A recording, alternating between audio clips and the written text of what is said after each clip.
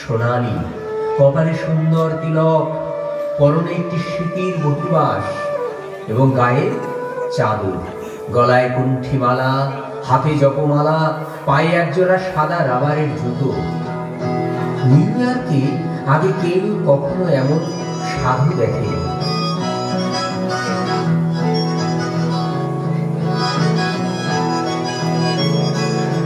করো, আমি তোমাদের শান্তি দিতে এসেছি। শান্তি দেবে? শান্তি? শান্তি? তোমরা ভুল বলছো। এই কি বলছে শোন, আমরা নাকি ভুল? মদ না খেলে কি জীবনে সুখ হয়? এটাই জীবনের প্রকৃত সুখ নয়। তাহলে কোনটা প্রকৃত সুখ? হ্যাঁ, কোনটা? এই নেশা তোমাদের শান্তি দিচ্ছে, আমি তোমাদের আরো বেশি শান্তি দিতে পারবো। শান্তি দেবে? নিউ ইয়র্ক শহরের টমকিন্স স্কয়ার পার্কে এক কোণে এক বৃদ্ধ ভারতীয় সন্ন্যাসী বসে আছেন। মৃদুমন্দ হাওয়া বইছে, পাশে একটি হারমোনিয়াম, করতাল, হাতে একটি ভগবদ গীতা, গায়ে সাধারণ কেশরী বস্ত্র। তিনি এবার হারমোনিয়াম বাজাচ্ছেন এবং শান্ত কণ্ঠে গাইছেন,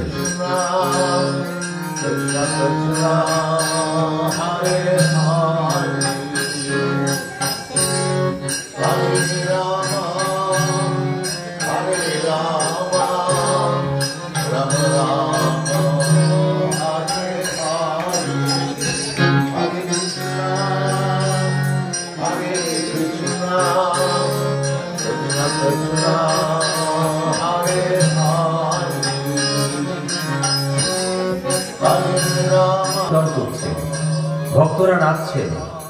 তারপর প্রভুপাদ কীর্তন থামালেন। না, এখন লেকচার হবে। ভগবান শ্রীকৃষ্ণ ভগবদ গীতার 18 নম্বর অধ্যায়ে 66 নম্বর শ্লোকে বলেছেন, সর্বপ্রকার ধর্ম পরিত্যাগ করো, কেবল আমার শরণাগত হও, আমি তোমাদের সমস্ত পাপ থেকে মুক্ত করব। তোমরা শোক করো না, কীর্তন করো।